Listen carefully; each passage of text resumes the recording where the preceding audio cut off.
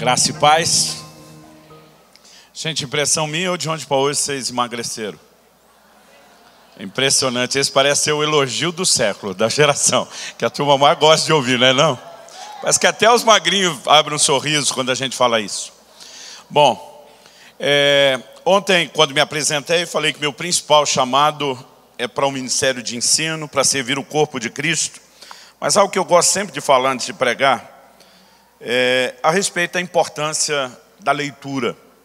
Em primeiro lugar, a gente pode dizer que Deus acreditou e investiu nessa ferramenta da literatura, a ponto da sua palavra ter chegado a nós nesse formato. E eu encorajo muito as pessoas o tempo todo, dizendo, leia mais. Lá em casa, papai repetia muito uma frase, nós crescemos ouvindo isso. Ele dizia, quem lê mais, fala melhor, pensa melhor, escreve melhor e vive melhor. Papai, quando eu e meus irmãos estávamos na fase de pré-adolescência, um dia chegamos em casa e não tinha mais televisão. Meu irmão mais velho, eu brinco em nome do sindicato dos filhos frustrados, foi humildemente perguntar a papai, porque filho naquela época não tirava satisfação com o pai não, a coisa era mais respeitosa. E meu irmão foi perguntar, papai, cadê a televisão? Meu pai disse, eu vendi. Meu irmão perguntou, vai comprar outra? Ele disse, não. Aí meu irmão arriscou uma terceira pergunta. Quase que nem Abraão, quando está intercedendo por Ló em Sodoma e diz, não se ire o Senhor, se eu falar uma vez mais. E ele perguntou para meu pai, por que não? Papai disse, porque filho meu não cresce só assistindo TV e jogando videogame. Se é que dava para chamar de videogame aquela miséria daquele gráfico da época. Mas, papai baixou uma portaria em casa naquele dia, falou, a partir de hoje vocês vão aprender a ler. E além da leitura bíblica, que era obrigação diária em casa, papai exigiu que a gente passasse a pegar um livro por semana na biblioteca da escola. Aquilo que no início foi uma imposição chata, virou depois um hábito, transformou-se depois em prazer, e hoje é uma das coisas que eu mais sou grato a Deus de ter vivido dentro da minha criação, porque a conta que a gente não fez é que o ano tem 52 semanas, ou seja, papai fazia a gente ler mais de 50 livros por ano. A conta que a gente não fez ao longo dos anos, a diferença que isso faria na vida da gente. Então, eu fui batizado no Espírito Santo aos 15 anos de idade. Foi quando meu coração ferveu mesmo para Deus. Eu brinco, foi quando eu perdi o juízo, nunca mais voltei ao normal. E eu queria servir a Deus, eu sabia que eu tinha que me preparar. Mas nenhum seminário, nenhum instituto bíblico, nenhuma escola de ministério aceitava nenhum aluno com menos de 18 anos. Como você diz para um garoto de 15 que ele tem que esperar 3 anos, para um dia então sentar, começar a aprender e se preparar mais alguns anos. Eu pensei, posso até esperar para entrar na escola, mas não vou esperar para aprender. Já tinha o hábito da leitura, o que é que eu fiz? Ataquei a biblioteca do meu pai. Uma das coisas que o papai mais botou dinheiro na vida, não que ele tivesse muito, mas onde ele mais investiu foi literatura cristã. Eu ataquei aquela biblioteca naqueles 3 anos. Quando finalmente completei os 18 anos e fui para o Instituto Bíblico, eu fiz apenas alguns meses de aula. E um dia o diretor me chama para uma conversa e ele diz o seguinte, olha, eu nunca fiz isso antes na vida e acho que nunca vou fazer depois, nunca conheci ninguém que tenha feito, mas para encurtar a história, ele me tirou da condição de aluno, me botou para dar aula, dizendo, é evidente que você estava se preparando muito tempo antes de chegar aqui. E o resumo menor é que eu ajudei a formar minha classe e não tenho diploma. Eu não posso dizer para você que eu não acredito na literatura. Ela tem moldado minha vida, minha caminhada, né? Tem contribuído muito para o ministério. E eu costumo dizer às pessoas, a leitura é algo que você tem que tornar um hábito. Leia sempre, leia todo dia. Outro dia um irmão falou para mim, não pastor, é que eu não sou bom na leitura. Eu falei, você não vai ficar nunca, você não treina, né? A única forma de ficar bom em alguma coisa é treinando. Meu filho, quando completou 6 anos de idade, o Israel, hoje está para completar 21. Lá em casa, os dois, né, meu menino e minha menina foram alfabetizados cedo, porque minha esposa é uma pedagoga e ela começou cedo com eles. Aos 5 anos ela começou o processo de alfabetização. Quando ele completou 6, ele já tinha uma leitura razoável. Eu dei uma Bíblia de presente para ele, falei, filho, isso aqui é Bíblia de gente grande, não é de criança não. A linguagem era mais fácil, mas era o texto completo. Hoje em dia a gente tem essas Bíblias com história resumida para criança. E falei, papai quer que você leia a Bíblia todo dia. Ele olhou para mim e falou, pai, o que eu preciso para ler a Bíblia em 1 ano? Ele tinha 6 anos de idade. Eu falei, filho, vamos fazer a conta? Eu falei, a Bíblia tem 1189 capítulos. Dividido pelos 365 dias do ano, dá 3,25 a conta. Ele falou, se eu ler 3 capítulos por dia, eu leio um ano. Eu falei, é 3 e um pedacinho. Eu falei, para facilitar a sua conta, faz assim, de segunda a sexta, que é dia de aula, você lê 3. Sábado e domingo, que não tem aula, você lê 4 capítulos. Ele falou, se eu fizer só isso, eu vou ler em um ano. Eu falei, mas tem que ser todo dia. Ele falou, eu vou ler todo dia. Gente, faltavam 2 ou 3 semanas, não tenho certeza, para ele completar os 7 anos. E ele terminou de ler a Bíblia pela primeira vez. Outro dia alguém falou, menino é um gênio. Eu falei, não, ele entendeu o poder do parcelamento. Aos 7 anos de idade, ele leu a Bíblia a segunda vez. Aos 8 anos de idade, ele leu a Bíblia a terceira vez. Aos 9, ele mudou a conta. Ele falou, papai, se eu ler 7 capítulos da Bíblia por dia, eu leio ela 2 vezes no ano. Eu falei, exatamente. Aos 11 anos de idade, ele tinha lido a Bíblia 9 vezes. Eu conheço uns pastores que ainda não chegaram lá. Então, o que eu digo às pessoas, leia sempre, leia todo dia. Deixa um livro no banheiro, você tem que ir lá todo dia, a Bíblia manda remir o tempo que os dias são maus. E não me diga que você não tem tempo para ler, porque é o que eu mais... Não, pastor, não tenho tempo. Eu digo, me dá seu celular, vou te mostrar quanto você gasta de bateria por dia, em qual aplicativo, e você vai descobrir como você tem tempo, o que você não tem é prioridade. Então, eu quero te encorajar, leia mais. Você recebe encorajamento? Fala para uns 2 ou 3 sua volta, fala para ele, leia mais. Principalmente a Bíblia. Ok, já que você decidiu ler mais, eu queria te dar umas dicas de leitura. Eu tenho ali um livro evangelístico que farei de Jesus chamado Cristo. Se você quiser presentear, fala do julgamento de Jesus diante de Pilatos, a R$5 em 5 de 1. Tem aqui 2 clássicos do ministério, são dos primeiros livros que eu escrevi, o Conhecimento Revelado. Você quer mergulhar no entendimento, não só racional, mas espiritual da palavra, essa é uma boa ferramenta, o Conhecimento Revelado. Tem um outro assunto ali que mudou minha vida, o falar em línguas, a linguagem sobrenatural de oração. Paulo diz que o que fala em línguas edifica-se a si mesmo. E ele diz, dou graça a Deus que falo mais em línguas que todos vós. É um assunto que merece ser entendido e depois disso praticado. A gente ali, esse livro de todo o coração, vivendo a plenitude do amor ao Senhor. Quando perguntaram a Jesus qual era o maior mandamento, ele nem titubeou. Ele diz, amarás o Senhor teu Deus de todo o teu coração, com toda a tua alma, entendimento e força. Há 25 anos atrás, o Senhor me questionou, se esse é o maior mandamento, por que é que se fala tão pouco sobre isso na igreja? Eu criei vergonha na cara, falei, vou estudar o assunto, primeiro para viver, depois para compartilhar, e o que de melhor, nas últimas 2 décadas, a gente tem ensinado na área, está nesse texto aqui. Um outro clássico do ministério ali é esse, uma questão de honra, o valor do dinheiro na adoração.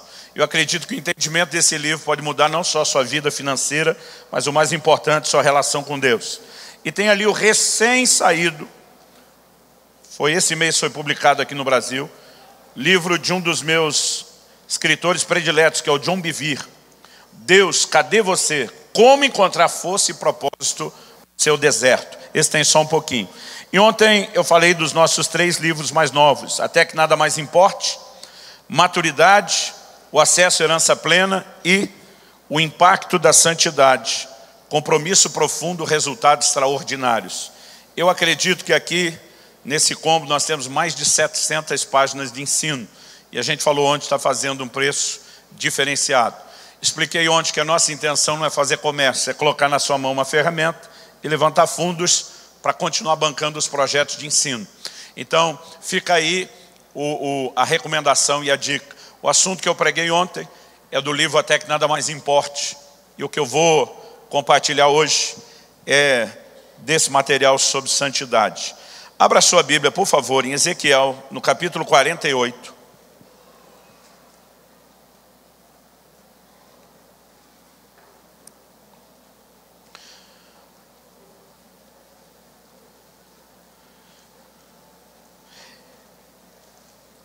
Eu sei que nós não estamos numa reunião exclusiva para a liderança, embora eu sei que há muitos líderes aqui, começando dos líderes de célula, incluindo aqueles que ainda nem sabem que serão líderes. A palavra que eu vou compartilhar essa manhã, normalmente eu falo ela só em reuniões de liderança. E por alguma razão, desde ontem, Eu sinto no meu espírito que Deus quer que eu fale a respeito do assunto. Mas eu vou fazer algo aqui um pouco diferente. Nós vamos tentar montar juntos um quebra-cabeça. Então, é muito importante que você fique comigo. Uma olhadinha no celular, uma mensagem você respondeu, você pode perder completamente a linha de raciocínio. Pastor, não é tão difícil encaixar as coisas assim, mas eu vou contar uma história meio que de trás para frente. Nós vamos começar pelo final dela. Já assistiu aqueles filmes que começam com uma cena interessante, de repente congela e diz, tanto tempo antes, aí ele está te dizendo, olha, tudo agora é para você entender como é que chegou aqui. Então nós vamos fazer algo parecido. Só que a diferença é que cada vez que eu volto um tempo na história, eu vou te ajudar a entender dali para frente, mas eu vou voltando aos poucos, para que dessa forma, e só no final você vai entender o que eu quero construir, é que você perceba que eu não quis entregar o ouro todo de uma vez só. Então, fica comigo, eu tenho certeza que vai trazer luz ao seu coração. Ezequiel capítulo 48, versículo 11 e 12. O final do versículo 10 fala de uma região santa dos sacerdotes. E o 11 diz assim, será para os sacerdotes santificados. Repita comigo, sacerdotes santificados. Mais uma vez, sacerdotes santificados. Então o texto diz, será para os sacerdotes santificados, para os filhos de Zadok, que cumpriram o seu dever e não andaram errados, quando os filhos de Israel se extraviaram, como fizeram os levitas. Será região especial dentro da região sagrada, lugar santíssimo, fazendo limites com a porção dos levitas. Olhe para cá um instante. Ezequiel está falando num momento único e singular da história. Eles estão voltando do período do exílio de Babilônia. E nesse momento do pós-exílio, momento de reconstrução, nós sabemos que não apenas teríamos, sob a liderança de Esdras, a reconstrução do templo, mas nós temos uma orientação de Deus a respeito de como tudo deveria ser. Há uma discussão entre escolas teológicas sobre se Ezequiel está falando para a reconstrução dos dias ou se tem uma perspectiva escatológica. O ponto em questão não é nem esse. Deus está dizendo como seria o templo nos mínimos detalhes. E ele diz, haverá uma região sagrada em volta do templo, mas dentro dela vai ter uma região ainda mais nobre. E Deus diz, eu vou dar um destino para ela. Deus está dizendo, essa herança especial, esse melhor pedaço de terra, ou o que a gente poderia chamar para os levitas, o melhor condomínio para se morar. Deus diz, será para os sacerdotes santificados. Deus especifica não apenas esse adjetivo dos sacerdotes santificados, mas ele também se refere a uma linhagem. Ele diz, será para os filhos, para a linhagem, para a casa de Zadok. E Deus dá exatamente o motivo. Ele diz que não andaram errados quando todos os demais levitas se desviaram. A partir daqui, eu quero construir duas ideias em paralelo. Primeiro, Deus tem o que nós podemos chamar e classificar de uma herança para os santificados. E esse é o tema da minha mensagem hoje. Deus está dizendo para vocês que me levaram a sério, se posicionarem em santidade, eu tenho um legado, uma herança especial. Segundo, Deus está falando de uma linhagem específica. E nós precisamos entender, junto com a história dessa linhagem, os princípios da palavra de Deus, que revelam, na verdade, um propósito a respeito do que Deus espera dos seus ministros, do que Deus espera dos seus obreiros. Então, esse é o ponto onde nós temos Deus promovendo, exaltando, honrando os sacerdotes santificados. Esse é o ponto final da nossa história, onde nós vamos chegar.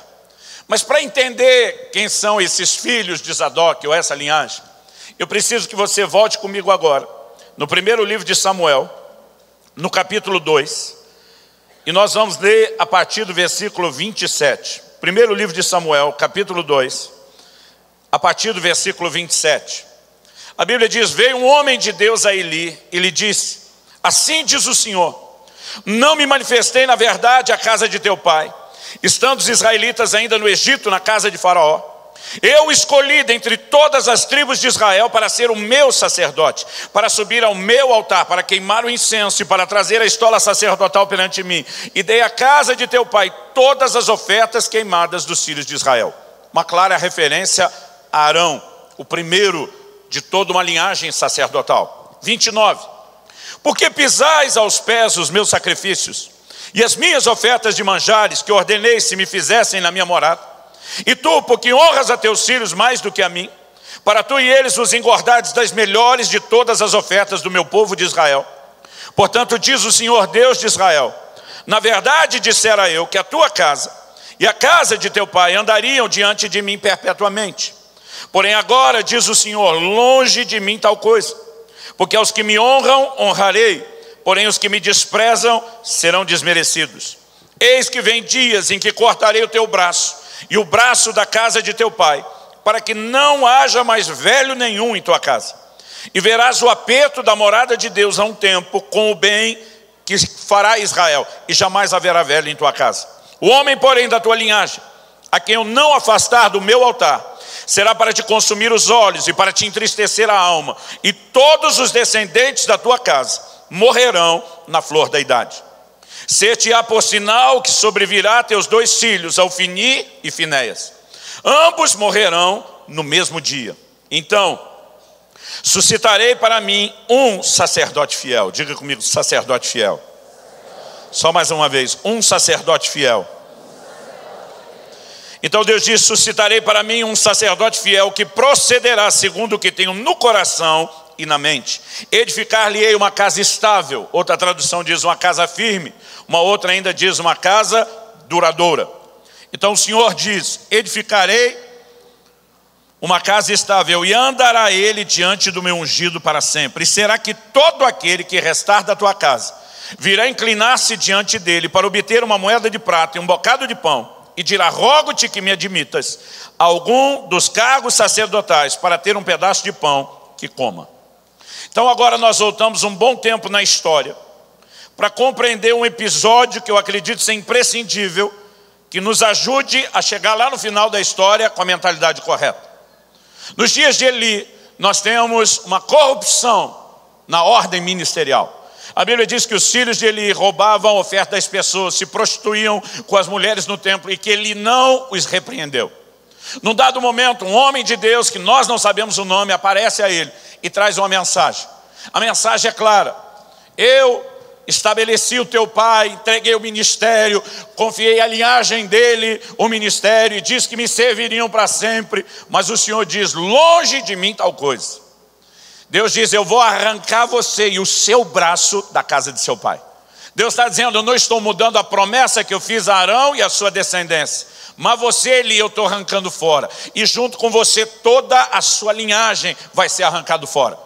Deus estava literalmente dizendo: eu vou acabar com a sua raça. Os teus filhos vão morrer juntos no mesmo dia, e a partir de agora o juízo e a desgraça vai se instalar na sua casa, até que todo mundo seja arrancado do ministério. E quem não morrer de forma prematura será expulso do ministério para mendigar. O Senhor diz: eu vou colocar um fim nisso tudo. E a razão, nós sabemos, é muito clara: eles saíram fora do padrão. Deus diz: no seu lugar, depois de eu arrancar você, eu levanto um sacerdote fiel, o que você não foi. E para esse sacerdote fiel, eu vou edificar uma casa firme, uma família duradoura. Eu vou criar uma linhagem que, diferente da sua, reproduza esse DNA de fidelidade, esse DNA de compromisso que eu não encontrei em você. E Deus diz: ele vai cumprir o que eu tenho no coração e na mente. Deus está dizendo: antes de você aparecer na história, antes de eu levantar esse substituto, eu tenho um projeto, eu tenho um propósito, eu tenho algo no coração e na mente para os meus ministros. E você não está me permitindo ir para lá, então eu arranco você e eu levanto alguém que me permita viver o meu sonho na terra. Isso é uma palavra-chave. A partir desse dia, o juízo, a desgraça na forma de juízo, se instala na vida de Eli. Nós passamos pelo capítulo 3 e já no 4. A arca do Senhor é tomada na batalha. Os 2 filhos de Eli são mortos no mesmo dia. Ele recebe a notícia não só da morte dos filhos, mas de que a arca de Deus se perdeu. Ele cai da cadeira. A Bíblia diz: já era velho e pesado, quebra o pescoço e morre. Uma das suas noras, sabendo da morte do marido, entra em trabalho de parto porque estava grávida e na hora da luz também morre. A partir desse momento, a morte se instala na família. Mas normalmente eu e você não costumamos ler a Bíblia preservando uma linha de pensamento, a cronologia. A gente lê alguns capítulos, desconecta o todo e a gente não percebe que o que aconteceu com Eli, seus filhos e a sua nora era só o começo de uma sentença, de uma ordem de Deus contra toda a linhagem deles. Deus diz: eu vou arrancar todo mundo, eu vou acabar com a sua raça. E o processo não termina tão rápido, mas ele continua, o juízo de forma progressiva se estende. Em 1 Samuel, no capítulo 22, se for rápido de endereço, abra lá comigo. Nós temos um momento específico onde Saul, aborrecido com seus homens, aborrecido com o fato de que Jonatas, seu filho, fez aliança com Davi, ninguém conta para ele. Agora Davi fugiu, escapa dele, inclusive com a ajuda de Mical. Saul, se sentindo traído por todo mundo, começa a apertar a sua liderança principal do exército. E ele começa a dizer para eles: vocês acham que quando Davi for rei, ele vai dar o que eu dei para vocês? Vocês vão ter cargo de confiança, vão ter os privilégios que eu dei a vocês, as vinhas, o salário, a honraria. Em outras palavras, Saul estava lembrando: se eu cair, vocês caem tudo junto, cambada. E com esse incentivo, a Bíblia diz que um tal de Doeg, um edomita, que tinha ido à casa do Senhor no momento em que Davi passa e pede ao sacerdote Aimeleque para consultar o Senhor em favor dele. Doeg resolve dar com a língua nos dentes e diz: olha, eu vi Davi passar pelo sacerdote, consultou o Senhor, deu provisão para ele, é tudo que eu sei. A Bíblia diz que o rei manda chamar Aimeleque. E junto com ele vem uma tropa de sacerdotes. Saul começa a acusá-los, dizendo: vocês estão de mãos dadas com o rei. Aimeleque tenta se defender e diz: eu não estou sabendo de nada que está acontecendo. O homem é seu genro, é capitão do seu exército, é o homem da sua confiança. O que eu fiz de errado consultando ao Senhor em favor dele? Mas por mais que ele tente se defender, Saul dá uma sentença. E no versículo 17 do capítulo 22 nós lemos: disse o rei aos da guarda que estavam com ele: volvei e matai os sacerdotes do Senhor, porque também estão de mãos dadas com Davi, e porque souberam que fugiu e não me fizeram saber. Porém os servos do rei não quiseram estender as mãos contra os sacerdotes do Senhor, tiveram temor. Então disse o rei a Doeg, o que era o edomita: volve-te e arremete contra os sacerdotes. Então se virou Doeg, o edomita, e arremeteu contra os sacerdotes e matou naquele dia 85 homens que vestiam estola sacerdotal de linho. Não bastasse essa chacina dos 85 sacerdotes, olha o versículo seguinte, o 19. Também a Nobe, que era uma cidade sacerdotal, também a Nobe, cidade desses sacerdotes, passou ao fio da espada homens, mulheres, meninos, crianças de peito, bois, jumentos e ovelhas. Saul mandou exterminar uma cidade inteira. Não apenas os 85 sacerdotes, mas tudo, todos os animais, todos os familiares. Toda aquela cidade foi exterminada, com uma exceção. O verso 20 diz: porém dos filhos de Aimeleque, filho de Aitube, um só, cujo nome era Abiatar, salvou-se e fugiu para Davi. Ele anunciou que Saul tinha matado os sacerdotes do Senhor. Então Davi disse a Abiatar: bem sabia eu naquele dia, que estando ali Doeg o edomita não deixaria de o dizer a Saul: fui a causa da morte de todas as pessoas da casa de teu pai. Fica comigo, não temas, porque quem procura a minha morte, procura também a tua. Estarás a salvo comigo.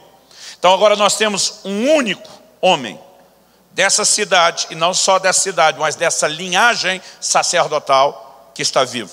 Davi, debaixo do peso, se sentindo culpado pela morte de todo mundo, diz: ninguém vai tocar em você enquanto eu estiver vivo. E traz ele debaixo da sua proteção. Quem? Abiatar, filho de Aimeleque. Agora, o que eu e você precisamos entender é que quando os filhos de Eli morrem, quando o próprio Eli morre, aquela palavra de juízo estava se cumprindo. Mas ela não tinha se cumprido toda. Porque Deus falou de tirar uma linhagem inteira. Sem gastar tempo demais no aspecto técnico, mas caso você queira anotar, você vai descobrir a linhagem de Eli, tanto em 1 Samuel 14:3, como em 1 Crônicas 24:3. Que fala tanto de Aías, como também de Aimeleque, como descendentes de Eli. Resumindo, Aimeleque era filho de Aitube, e Aitube era neto de Eli. Aimeleque, portanto, era bisneto de Eli. E esse Abiatar que fugiu, era tataraneto de Eli. Então nós temos agora um último homem de uma linhagem inteira que está vivo. Todo o restante da linhagem de Eli foi exterminado naquela cidade. Durante os dias em que Davi foge de Saul, depois quando é estabelecido no seu reinado em Judá, depois em todo Israel, Abiatar e um outro sacerdote estão o tempo todo ao lado de Davi. Eles carregam a arca do Senhor, a estola sacerdotal, consultam o Senhor. Isso vai ao longo de toda a vida de Davi. Porém, Davi organiza a casa antes de morrer, interrompe a conspiração de Adonias pelo trono e coloca Salomão. Salomão, quando assume o trono, olha para o seu irmão Adonias, um dos mais velhos filhos de Davi, e diz: você tentou puxar meu tapete. Ele diz: eu estou de olho em você. A hora que você pisar fora do prumo, botar o pé fora da linha, eu venho com tudo para cima de você. E Salomão só ficou esperando Adonias dar motivo. O dia que deu motivo, ele vai para cima de Adonias e manda matá-lo. O problema é que na conspiração de Adonias, duas forças se uniram. Uma força política e uma religiosa. A força política, podemos chamar militar, era Joabe, capitão da guarda de Davi, do exército. E o outro era o próprio Abiatar que estamos falando. Os dois apoiaram a conspiração de Adonias, que depois foi interrompido. No momento em que Adonias morreu, Joabe pensa: Salomão está fazendo a limpa. Ele corre e agarra nas pontas do altar, que era o maior clamor por misericórdia que alguém poderia fazer. Salomão manda arrancá-lo de lá, por conselho de Davi, seu pai. Ele diz: não deixa esse homem morrer em boa velhice. Ele matou 2 capitães melhores do que ele, a traição. Davi está reconhecendo: eu não tive peito e coragem para lidar com o problema, mas você, meu filho, resolva o que eu nunca resolvi. E Salomão, determinado, arranca Joabe de lá e manda matá-lo. Quem que sobrou da conspiração? Abiatar. Vá comigo agora para 1 Reis, capítulo 2. Primeiro livro de Reis, capítulo 2, versículos 26 e 27. Agora Salomão vai ter uma conversa com Abiatar e diz: e Abiatar, o sacerdote, disse o rei: vai para Anatote, para os teus campos, porque és homem digno de morte, porém não te matarei hoje, porquanto levaste a arca do Senhor Deus diante de Davi meu pai, e porque te afligiste com todas as aflições de meu pai. Expulsou, pois, Salomão Abiatar, para que não mais fosse sacerdote do Senhor. Agora preste atenção no final do 27. Cumprindo assim a palavra que o Senhor dissera sobre a casa de Eli em Siló. Quando os filhos de Eli morreram, a palavra estava se cumprindo? Sim. Quando Eli morreu, a palavra estava se cumprindo? Sim. Quando sua nora morreu, estava se cumprindo? Sim. Quando Ameleque e todos aqueles sacerdotes que estavam com ele e a cidade de Nob foram exterminados, a palavra estava se cumprindo? Sim, mas não totalmente. Enquanto houvesse um descendente de Eli, a palavra não tinha se cumprido totalmente. A Bíblia diz: quando Abiatar foi expulso, a palavra proferida lá em Siló, agora finalmente se cumpre. Mas se você lembrar daquela palavra, não era só uma palavra de expulsão daquela linhagem. O Senhor diz: no seu lugar, quando eu arrancar todo mundo, eu vou levantar um sacerdote fiel. Então a promessa não dizia apenas respeito à remoção da casa de Eli, mas há uma substituição. Pelo que Deus disse: um sacerdote fiel, que fará o que eu tenho no coração e na mente. Agora a pergunta: quem é o sacerdote fiel em quem se cumpre essa palavra? Durante todos os dias de Davi, eu disse que Abiatar e um outro sacerdote andaram juntos. O nome desse sacerdote é Zadok, que significa justo. Nos dias de Salomão, quem assume toda a liderança do sacerdócio é Zadok. E a partir de Zadok, Deus tem o cumprimento daquilo que estava no seu coração e na mente. Uma casa duradoura, uma linhagem duradoura, ou seja, aquele DNA de compromisso e fidelidade que Deus encontrou em Zadok é reproduzido geração após geração após geração. Mesmo quando chegamos ao período do pós-exílio de Babilônia, onde a maioria dos sacerdotes e levitas se corromperam, a linhagem de Zadok não se corrompeu, ela permaneceu fiel. E deixa eu te dizer uma coisa: nós estamos vivendo dias que são um grande desafio, porque nós muitas vezes olhamos e vemos o padrão ministerial baixando. Não é apenas a ética, o padrão de santidade determinado por Deus baixando. Mas eu quero te dizer o seguinte: não é porque todo mundo resolveu fazer a coisa errada que o errado virou certo. O certo é certo, mesmo que ninguém esteja fazendo, ou quase ninguém esteja fazendo. E o errado é errado, mesmo que todo mundo esteja fazendo. Quando todos os sacerdotes se corromperam, a linhagem de Zadok diz: nós não. Deus deu através de nosso pai um trilho. Nós vamos nos mover dentro do trilho dos princípios. Nós não vamos abandonar isso. E o que nós precisamos entender é que essa decisão deles é nada mais, nada menos do que o cumprimento de um propósito estabelecido pelo próprio Deus para os seus obreiros. Então, quando você entende a promessa de um sacerdote fiel e de uma casa firme, você vai entender o desfecho lá na frente do texto que nós lemos. Mas para entender o que aconteceu aqui, nesse episódio, a partir da casa de Eli, a gente tem que voltar um pouquinho mais na história. E eu quero que você vá comigo para Números, capítulo 25. Enquanto você localiza o texto, eu quero ganhar tempo e fazer um resumo breve. Depois do episódio das serpentes abrasadoras, registrado em Números 21, nós temos agora a história dessa figura mística, misteriosa, que é Balaão, que aparece no cenário.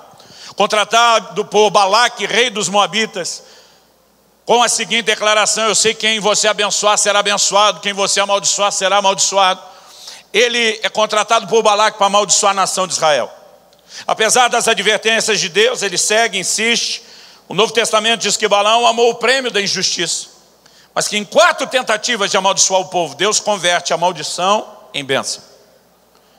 Depois de 4 tentativas frustradas, Balaque está aborrecido e diz: você vai perder o prêmio que eu ia te dar. Balaão, que não quer perder o prêmio, diz: calma aí, nós vamos achar um jeito. Ele diz: não tem jeito. Você tenta abençoar o povo, amaldiçoar o povo e acaba abençoando. Você mesmo fala de um Deus que protege eles. Balaão diz: nós vamos achar um jeito.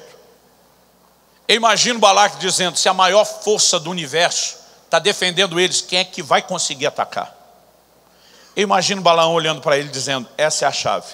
Se ele é a maior força do universo, nós nunca vamos passar esse muro de proteção, nunca vamos vencê-lo. Então só sobrou uma chance.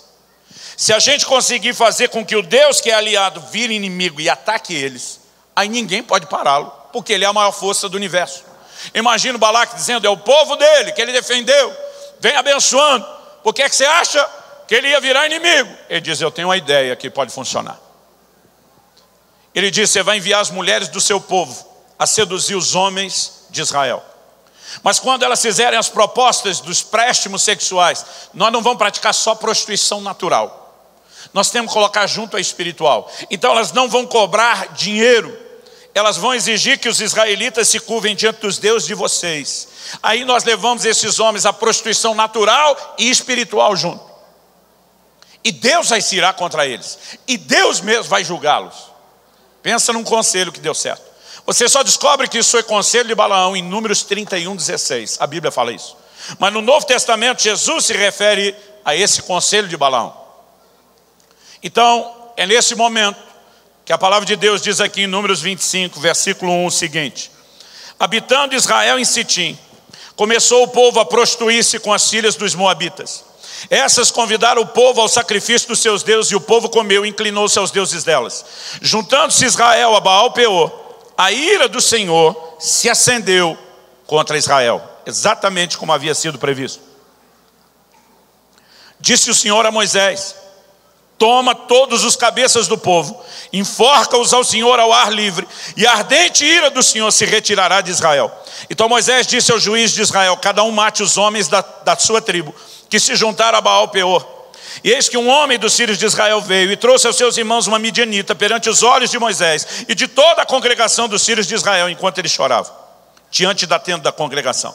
Vendo isso, Finéias, filho de Eleazar, o filho de Arão, o sacerdote, levantou-se do meio da congregação, pegando uma lança, foi após o homem israelita até o interior da tenda e os atravessou, ao homem israelita e à mulher, a ambos pelo ventre.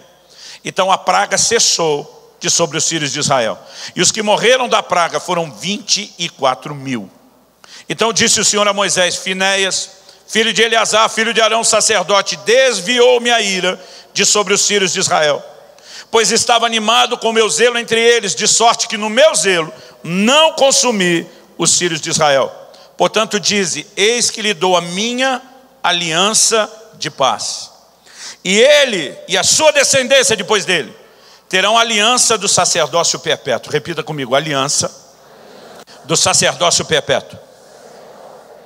Qual a razão disso? O texto diz, porquanto teve zelo pelo seu Deus e fez expiação pelos filhos de Israel. Gente, nós não estamos estudando só a história de um povo. Paulo diz em 1 Coríntios, no capítulo 10, no versículo 11, que essas coisas que sobrevieram a Israel foram escritas para advertência nossa, para exemplo nosso de quem são chegados os fins dos tempos. Deus não queria apenas que eu e você soubéssemos o que um dia aconteceu na história. Ele queria nos instruir para o tempo que nós vivemos hoje. Então nós temos um momento onde o povo se entrega à prática do pecado. E nós temos um líder, Finéias, neto de Arão, filho de Eleazar, que era filho de Arão. Ele passa a mão numa lança, vai atrás desse casal, e a Bíblia diz, executou a ambos. Nesse momento, a praga cessou, 24 mil pessoas já haviam morrido debaixo do juízo daquele pecado. Mas Deus olha e diz, eu vi em você um zelo de santidade que me agradou. Então eu quero dizer algo, eu estou fazendo com você, Finéias, a aliança do sacerdócio perpétuo. Ele está dizendo, você e a sua linhagem jamais serão arrancados do ministério. O que é que Deus está dizendo com isso? Deus está dizendo, é esse DNA de zelo de santidade, de fidelidade que eu estou procurando, e quando eu encontro, esse é o DNA que eu quero garantir que seja reproduzido. Quem está entendendo, diga amém. Agora, Arão tinha 4 filhos, 2 morreram por levar fogo estranho diante do Senhor, sobraram 2, Eleazar e Itamar. Deus não está dizendo que a linhagem de Eleazar, ou através de outros filhos que não fossem Finéias, ou que a de Itamar estavam fora. Todos eles continuam no sacerdócio. Mas de Finéias para baixo, Deus diz aqui, tem um grupo que está garantido e nunca será removido. Lá na frente, a gente vê a prova de que os outros descendentes de Arão continuaram inclusos. Porque quando você estuda a linhagem de Eli, ele era da linhagem de Itamar. E estava liderando o sacerdócio. Deus não deixou de dar oportunidade aos demais.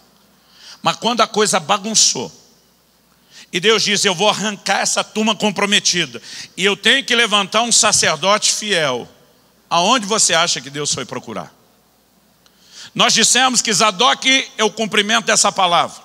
E quando você vai estudar a linhagem de Zadok, e aqui é outro detalhe interessante, porque muitas vezes a gente acha que essa genealogia toda que está na Bíblia é só chatice.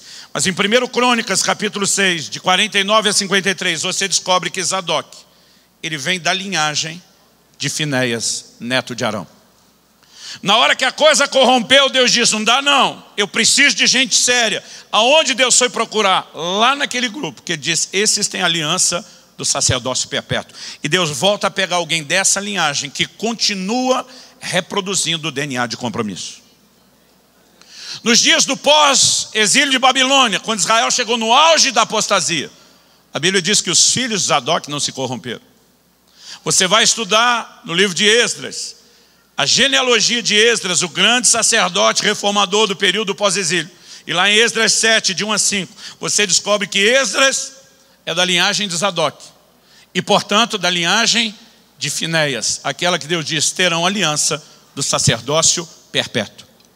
O que nós temos naquele versículo que lemos de Ezequiel 48 é o desfecho de um plano, de um projeto de Deus, desde o início, a respeito dos seus ministros.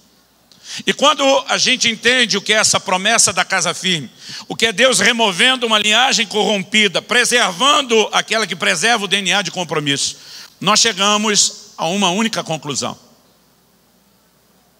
Eu quero te perguntar agora, depois de falar da promessa da casa firme, o que leva alguém a ser estabelecido por Deus no ministério e o que leva alguém a ser removido do ministério. Nós já aprendemos com Eli que infidelidade leva alguém a ser removido do ministério. No entanto, o que levou primeiramente Arão e toda a tribo de Levi a estarem no sacerdócio? Você já parou para se perguntar isso? Quase sempre no Velho Testamento, quando Deus fala de tirar o povo de Israel, não existe menção de uma tribo sacerdotal. Pelo contrário, em Êxodo 19, 5 e 6, depois que eles chegam no Monte Sinai, já tendo saído do Egito, as palavras que Deus declara sobre eles são: vocês serão um reino sacerdotal. Deus está dizendo: eu quero um reino inteiro de sacerdotes. Deus nunca esteve atrás de uma única tribo. Em algum momento uma tribo é separada das demais, mas esse não era o projeto. O que nós mais defendemos na bandeira da reforma levantada há mais de 500 anos é o sacerdócio universal do crente, além da salvação por fé e não por obras.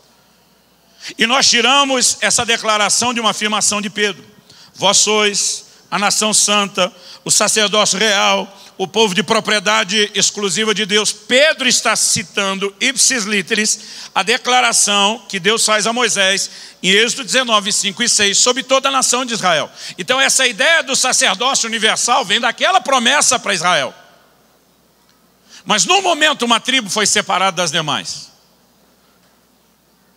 Se você entender quando isso aconteceu, talvez você consiga entender o porquê. E o único texto do Velho Testamento que fala quando isso aconteceu está lá em Deuteronômio, no capítulo 10 e no versículo 8. Deuteronômio, que é chamado, significa segunda lei ou repetição da lei. O momento onde Moisés apresenta os highlights, os melhores e piores momentos da trajetória de Israel até Canaã e os principais mandamentos. Ele afirma em Deuteronômio 10, versículo 8, ele diz: por esse mesmo tempo, o Senhor separou a tribo de Levi para levar a arca da aliança do Senhor, para estar diante do Senhor, para o servir e para abençoar em seu nome até o dia de hoje. Por esse mesmo tempo. Do que Moisés está falando? Ele se refere aos dois momentos, a primeira e a segunda subida no monte, onde ele permanece 40 dias recebendo as tábuas do mandamento. As primeiras ele quebrou e ele sobe a segunda vez. É entre a primeira e a segunda subida que ele está mencionando, que ele diz: foi nesse tempo que o Senhor separou a tribo de Levi. Pergunta: o que aconteceu nesse tempo? Dá uma olhadinha comigo, Êxodo capítulo 32, versículo 25. Moisés desce do monte por uma palavra de Deus: seu povo que você tirou do Egito já se corrompeu. O Senhor diz: eu vou destruí-los. Moisés dá um sermão em Deus sobre como ser Deus, não faz isso não. Mas quando ele desce e vê o que aconteceu, ele mesmo quebra as tábuas da lei, como quem diz: não brinco mais, chega, estou fora, desisto. E o verso 25 diz o seguinte: vendo Moisés que o povo estava desenfreado. Essa palavra traduzida aqui, desenfreado, no original hebraico significa desenfreado, sem freio. Vendo que o povo estava sem freio, em outras palavras, imparável, pois Arão o deixara à solta, sem cabresto, para a vergonha no meio dos seus inimigos. Pôs-se em pé, obrigado, a entrada do arraial. Agora eu quero que você entenda aqui algo comigo. O que é a entrada do arraial? Hoje, quando você chegou, provavelmente passou pela entrada principal do templo. E ela só é entrada para quem está do lado de fora. O mesmo lugar considerado entrada, na hora que você for embora, será chamado de saída. Porque o que faz daquela linha que você passou, entrada ou saída, é o lugar onde você está. Se você está do lado de dentro, ela é saída. Se você está do lado de fora, ela é entrada. Quando a Bíblia diz que Moisés se pôs à entrada do arraial, está dizendo que ele saiu dos limites do arraial. E quando ele passa o limite que define o arraial, então ele está do lado de fora, portanto a entrada, de lá ele grita para quem está dentro. Olha o que o texto diz: pôs-se em pé a entrada do arraial e diz: quem é do Senhor, vem até mim. Já que ele não consegue parar o povo, impedi-los de pecar, ele sai do meio do povo e diz: quem está do lado do Senhor, já que não dá para parar todo mundo, se posicione e vem para o lado de cá. A Bíblia não diz isso. Na minha cabeça, imagina ele pegando aquela vara, fazendo a risca no chão, e diz: quem é pelo Senhor, passa para o lado de cá. Quem foi que passou a linha? O texto diz: então se juntaram a ele todos, não alguns, não a maioria, todos os filhos de Levi, uma tribo inteira, se posiciona do lado de Moisés, que também era levita. Então, a palavra de Deus nos diz assim: aos quais disse, ao grupo do lado de fora: assim diz o Senhor, o Deus de Israel, cada um cinja a espada sobre o lado, passai e tornai a passar pelo arraial de porta em porta, e mate cada um a seu irmão, cada um a seu amigo, cada um a seu vizinho. E fizeram os filhos de Levi segundo a palavra de Moisés, e caíram do povo naquele dia uns 3.000 homens. Pois Moisés dissera: consagrai-vos hoje ao Senhor, cada um contra seu filho, cada um contra o seu irmão, para que ele vos conceda hoje bênção. Imagina Moisés falando com essa turma: o que Deus vai pedir para vocês agora é difícil, é pesado, vai ser doloroso, é um desafio, Mas se vocês obedecerem a Ele, uma bênção vai resultar dessa obediência hoje. Vocês já se posicionaram do lado dele, agora executem juízo contra o pecado. Faça essa nação infreável parar, ainda que com juízo. E eles entram, diz a Bíblia, e ele dá uma orientação e diz: não vá atrás do estranho, vá atrás do seu amigo, do seu vizinho.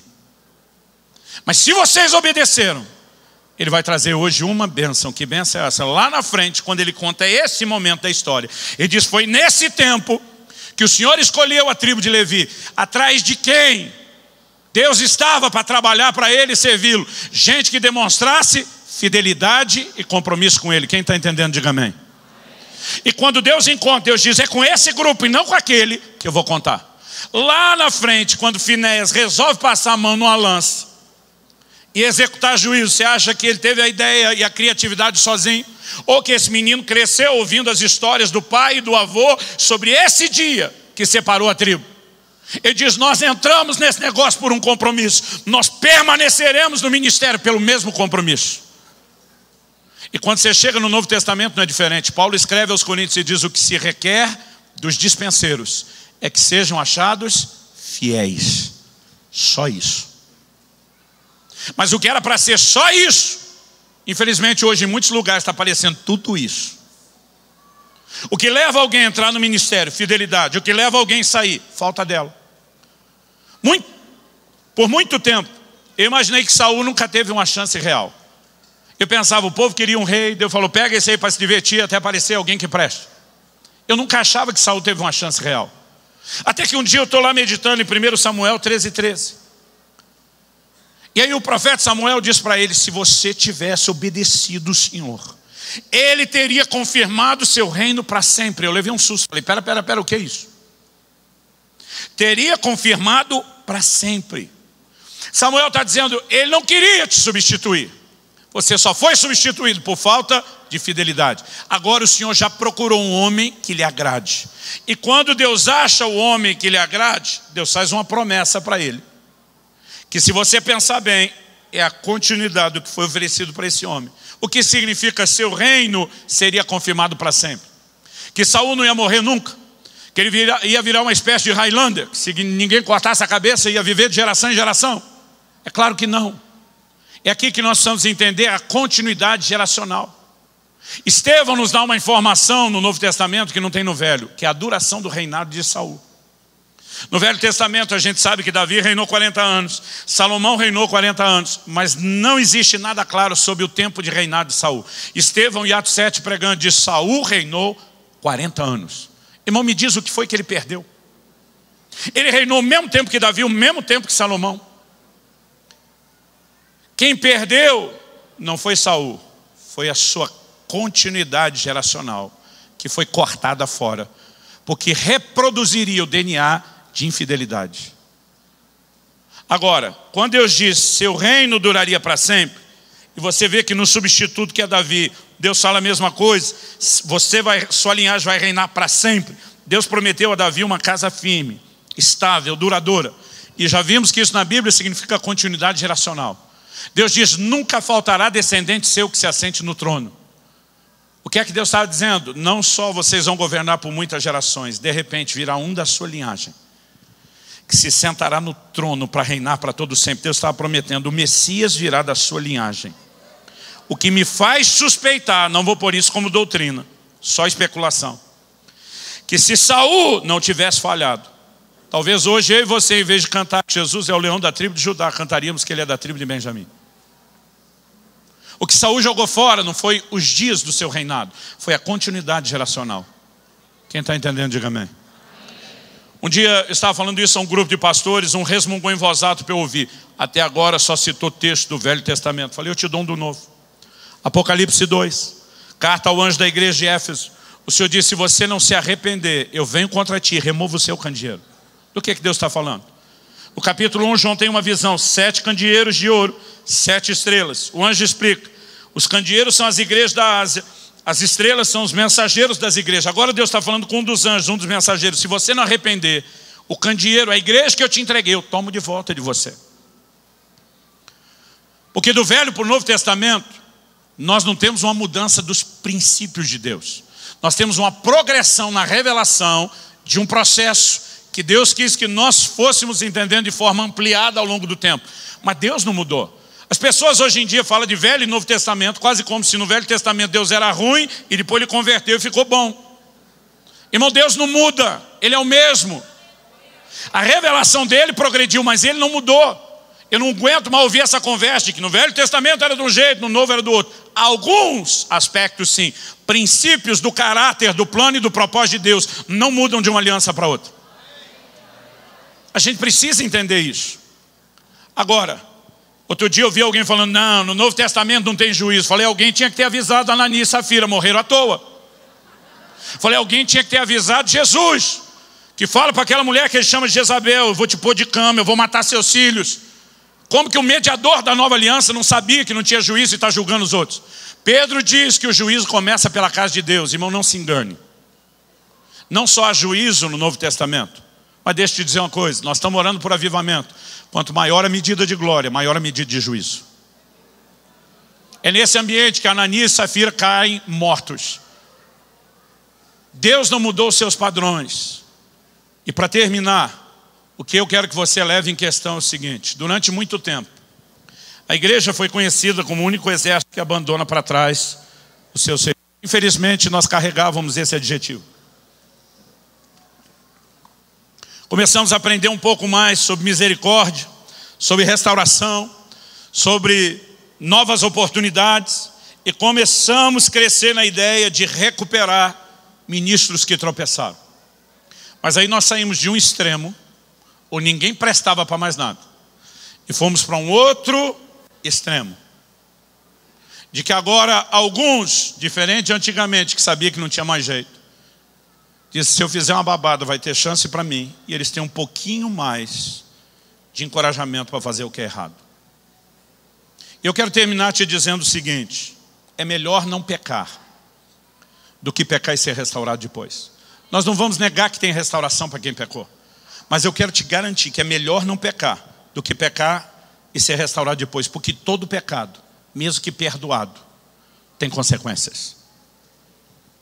A palavra de Deus é muito clara sobre isso. Quando aqueles 12 espias voltam de Canaã, 10 deles inflamaram a terra, o Senhor os fulminou na hora. Mas porque o relatório deles contagiou uma geração, Deus diz para Moisés, vaza daí do meio que eu vou matar todo mundo. E de você eu faço uma geração que vai possuir a terra. Recomeço com você. Moisés disse, Deus faz isso não, tem misericórdia deles, perdoa. Deus disse, tá bom, perdoei. Não vou matar eles. Agora. Todo mundo volta para o deserto. Para cada um dos 40 dias espiando a terra, para cada dia 1 ano. 40 anos, Deus disse, vou matar ele aos poucos. Mas ninguém vai entrar na terra. Mas Deus, o Senhor perdoou ou não perdoou? Perdoei. Tanto que não vou matar agora. Mas vou matar aos poucos. Irmão, deixa eu te dizer, a ideia de que o perdão remove qualquer consequência, ela é equivocada. Segundo Samuel capítulo 12, Natã confronta Davi. Conta uma história que eu acho que os pastores e líderes deveriam adotar essa estratégia nos seus aconselhamentos. Jesus disse que a gente vê o cisco no olho do irmão de longe, só não vê a trave no nosso. Outro dia alguém falou, não pastor, a gente é ruim de enxergar problema. Eu falei, não, a gente é ruim de enxergar o nosso, porque o dos outros a gente vê bem. Então Natã conta uma história como se fosse uma terceira pessoa, porque cisco no olho dos outros a gente enxerga. Davi fica revoltado, sem saber que estava falando dele. E como rei ele sentencia esse homem à morte. Esse homem tem que morrer. Natã diz, pois é, pela sua falta de entendimento, vou explicar, esse homem é você. Agora, pela lei de Moisés, Davi tinha que morrer tanto pelo adultério como pelo homicídio. Agora, pela sentença real, proferida pela sua própria boca, ele tem que morrer. E aqui nós temos uma janela de graça se abrindo no Velho Testamento. Ele diz, mas você não vai morrer. Teu pecado foi perdoado. Eu imagino que enquanto Davi está assim, preparando aquele, ô glória, Natã já atropela ele e diz, mas a espada dos amonitas que você usou contra Urias jamais se apartará da tua casa. Você foi perdoado, Davi, mas o que você fez com a mulher do cara escondido, vão fazer com as suas à luz do dia. Irmão, a vida de Davi, com o perdão da palavra, virou uma desgraça, um inferno depois desse dia. Porque a espada avança dentro da sua casa. Nas minhas contas levou pelo menos 11 anos, mas um dia Absalão arma uma tenda. Talvez Davi já tivesse até esquecido. Ele arma uma tenda, possui todas as concubinas de Davi diante de toda a nação, para mostrar que a rebelião e a revolta dele não tinham mais retorno. E aí Deus mexe no ponto que mais doeu em Davi. Mas a criança que foi gerada dessa relação vai morrer. O homem, segundo o coração de Deus, passa 7 dias prostrado, sem comer, sem levantar, chorando, intercedendo pela criança. A criança não, Senhor, a criança não. E Deus diz, vai morrer, vai morrer, vai morrer. E morreu. Mas Deus, espera aí, o pecado foi perdoado ou não foi? Foi. Mas as consequências se manifestam. Quem está entendendo, diga amém. Ah não, pastor, só a história do Velho Testamento, vamos para o Novo. Saulo se converte, foi o grande perseguidor da igreja. Qual foi a primeira palavra profética que ele recebe?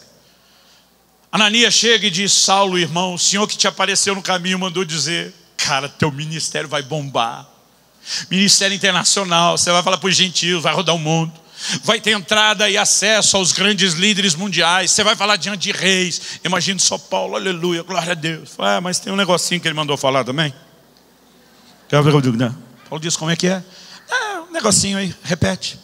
Ele mandou te dizer assim, eu te mostrarei o quanto importa sofrer pelo meu nome. Imagino Paulo engolindo seco. É o cara que entendeu a graça e justificação como nenhum outro, mas sua primeira palavra profética foi, perseguiu uma igreja, bonitão, não foi? Foi. Agora vai ver o que é bom, está perdoado. Mas vai colher o que plantou. Naquele dia Paulo ganha o dom do para-raio. Onde ele vai, irmão? Confusão. Apesar de perdoado. Quem está entendendo, diga amém. Sabe qual é o nosso problema? É a incapacidade de ver que pecados, mesmo que perdoados, podem diminuir aquela herança dos santificados. Você lembra de Moisés e Arão? Que o Senhor fala para eles, eu quero que vocês falem a rocha. E aí você vê lá em Números 20, versículos 12 e 13, que os dois, em vez de falar, feriram. Aí o Senhor chama os dois bonitão para a conversa, diz, Arão e Moisés, se apresente. Imagino eles, cabeça baixa, mão para trás, que nem jogador fazia com juiz antigamente, quando tinha respeito, filho com pai.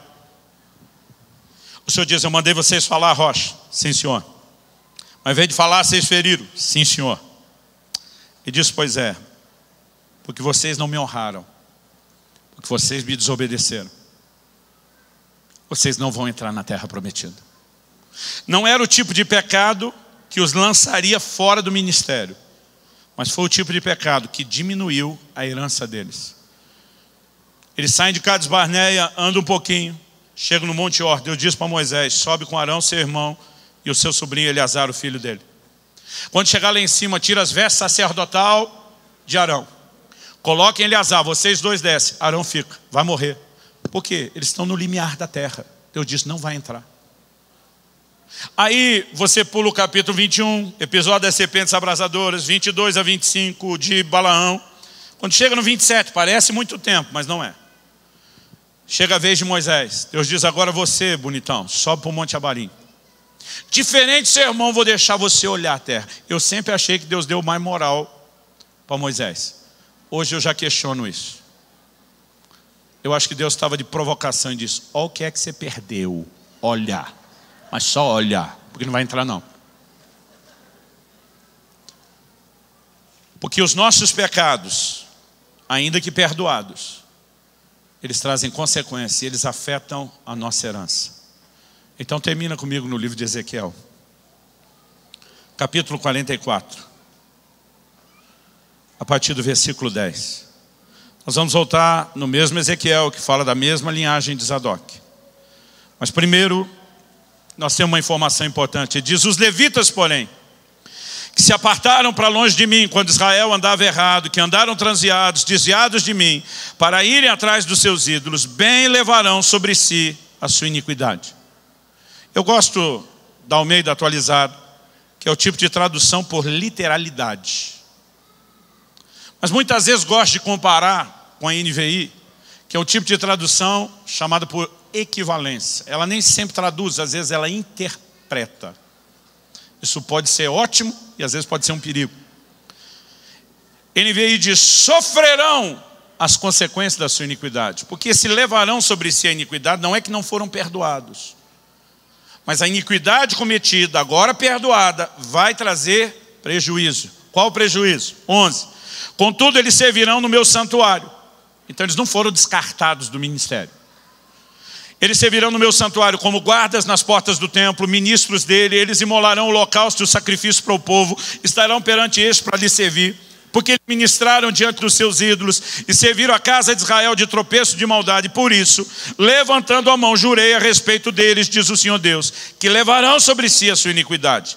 Não se chegarão a mim para me servirem no sacerdócio. Todas as outras funções que Deus descreve é a de meros levitas, mas Deus diz sacerdócio não. Nem se chegarão a nenhuma de todas as minhas coisas sagradas que são santíssimas, mas levarão sobre si a sua vergonha e as abominações que cometeram. Contudo, eu os encarregarei da guarda do templo, de todo o serviço e de tudo que se fizer nele. Deus rebaixou esses sacerdotes à função de meros levitas. Alguém que era só um levita jamais poderia fazer o que um sacerdote faria. Deus não precisaria dizer que era proibido. Deus está pegando gente que antes era sacerdote e diz por causa do pecado de vocês, não vou descartar, vocês estão perdoados, vocês serão reaproveitados no ministério, mas não estarão na mesma posição que estariam se tivessem sido fiéis. Quem está entendendo? Agora olha o 15 e 16, aqui a gente termina. Quero até que você fique em pé para ler o 15 e 16, para parecer que está acabando mesmo.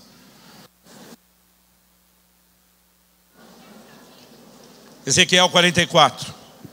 15 e 16, mas os sacerdotes levitas, preste atenção agora, os filhos de Zadok, a linhagem de Zadok, a casa de Zadok, o sacerdote fiel, que cumpriram as prescrições do meu santuário, quando os filhos de Israel se extraviaram de mim, eles se chegarão a mim para me servirem, estarão diante de mim para me oferecerem a gordura e o sangue, diz o Senhor Deus. Eles entrarão no meu santuário e se chegarão à minha mesa para me servirem, e cumprirão as minhas prescrições.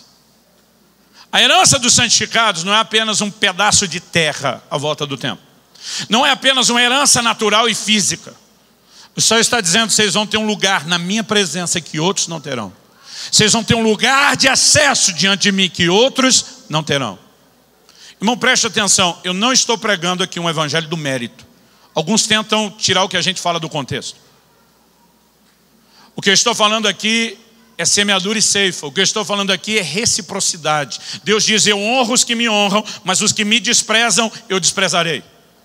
Nós estamos criando uma distorção da graça, onde não existe mais semeadura e ceifa, onde não tem colheita do que se planta, onde não existe reciprocidade e nem precisa ter um código de honra. Eu quero te dizer, a palavra de Deus não admite isso. Nenhum de nós será santo só com a sua força. O que nós temos que entender, isso não é assunto de hoje, é que a graça é a maior força empoderadora para viver santificação. Mas se nós não entendemos esse princípio, jamais viveremos a herança plena. Há um grito no coração de Deus por uma linhagem de Zadok, que mesmo que não seja literal, que continue se multiplicando, de gente que honre ao Senhor com a sua conduta, com a sua postura. Há uma herança para os santificados e nós precisamos persegui-la.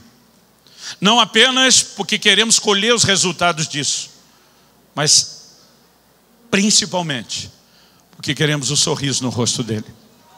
Quem está entendendo, diga amém. Outro dia um cara falou para mim, não entendo você ficar pregando santidade desse jeito.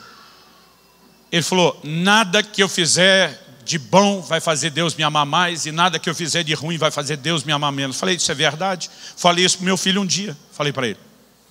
Quando ele chegou com um boletim em casa que tinha uma nota vermelha, ele estava apavorado. Falei, filho, deixa eu te explicar uma coisa. Nada que você fizer de ruim vai fazer eu te amar menos. Nada que você fizer de bom vai fazer eu te amar mais. Eu não te amo pela sua performance, eu te amo porque você é meu filho. Pensa o menino que está tremendo de medo. Aí o rostinho dele foi aliviando, uma paz foi entrando. Mas daqui a pouco a carinha de paz foi mudando para uma cara de malandragem. Quase como quem diz, então liberou geral. Eu falei para ele, mas se você quiser me agradar, a conversa é outra. Tem duas doutrinas bíblicas bem distintas. Uma fala do amor que Deus tem por você. A outra fala de agradar. A Bíblia diz, os que estão na carne não podem agradar a Deus. Sem fé é impossível agradar a Deus. Os que estão na carne são amados por Deus? São. Os que estão sem fé, na incredulidade, são amados por Deus? São. Mas vão para o inferno mesmo amado. Porque não é o amor de Deus que muda o destino deles, é a resposta deles ao amor de Deus. E aí entra nesse terreno de agradar. E a gente precisa de uma reforma doutrinária a respeito do que é agradar a Deus. O Senhor nos chamou para viver nesse lugar. Quem está entendendo, diga amém.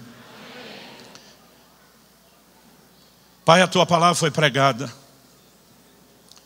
Eu tentei da melhor forma possível repartir aquilo que o Senhor nos tem orientado, mas se o Senhor não vivificar essa palavra, terá sido só uma aula de história ou um pouco de teologia. Nós precisamos de mais do que isso. Eu oro que o Senhor vivifique a tua palavra no coração dos meus irmãos e irmãs. Que o Senhor não apenas traga entendimento espiritual, como também traga aplicação prática, personalizada na vida de cada um. Que nós possamos perceber o grito do teu coração por uma geração zelosa, que entende que a graça não apenas se manifestou trazendo salvação a todos os homens, mas também ensinando-nos que, renegadas as paixões, as impiedades mundanas, vivamos no presente século de forma sóbria, justa e piedosa, aguardando a bem-aventurada manifestação de nosso Senhor Jesus Cristo. Eu oro que nesta manhã, diante do entendimento e do temor do entendimento da tua palavra, cada um dos meus irmãos e irmãs possa renovar seu posicionamento de consagração, de santificação diante do Senhor. Nós clamamos em nome do Senhor Jesus. Se você crê e concorda, diga amém. Se você recebe essa palavra, diga eu recebo em nome de Jesus. Irmão, olhe para cá um instante. Deixa eu terminar com esse pensamento. Em 1 Timóteo capítulo 3, Paulo diz que o ministério começa com a vocação. Pessoas se sentem vocacionadas. Mas ele diz, não adianta só ter vocação, tem que ter qualificação. E depois, eles têm que ser experimentados, provando as qualificações, para só em quarto lugar ser estabelecido.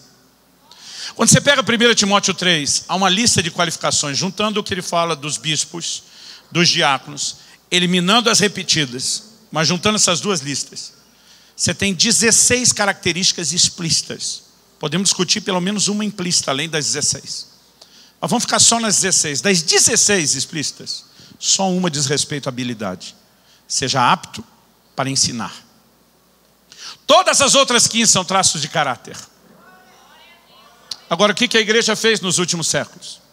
A gente descartou as 15. E a gente concentra todo o treinamento de liderança só no seja apto para ensinar. Dando habilidade, habilidade, habilidade. Quando o ministério deveria ter como principal força o exemplo. Paulo diz, seja meu imitador. Hoje em dia a conversa, não olha para o homem não, irmão, olha para Jesus. A primeira geração dizia, olha para nós como nós olhamos para Jesus. Nós somos sérios em copiá-lo e você vai poder copiar a gente. E esse código de dignidade dos ministros precisa ser restaurado. É a isso que Deus está nos chamando.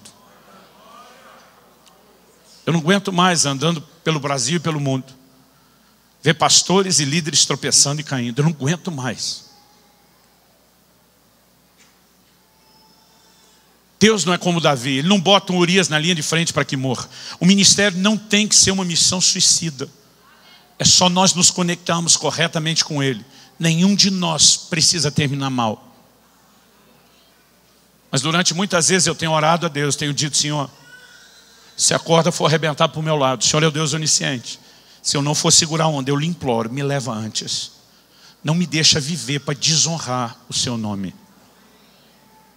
Você consegue imaginar, se em vez de tanto escândalo como a gente tem hoje em dia, se a gente tivesse homens que fossem olhados, homens e mulheres pela sociedade como gente digna de ser copiada e de exemplo, o impacto que o Evangelho de Jesus não teria na terra. Mas existe não só um grito no coração de Deus, há uma convocação que começa pelos ministros. Chorem os ministros do altar. Há um chamado ao arrependimento, ao conserto, à santificação. Nunca você vai achar na Bíblia e história avivamento sem santificação. A gente está orando muito por avivamento e santificando pouco. Se a gente combinar um pouco mais de santificação, pode até orar menos por avivamento, que ele vai manifestar mais rápido. Alguém tem que tomar esse microfone de mim. Foi um prazer servi-los na mesa do Senhor, do pão sagrado da palavra. Deus te abençoe.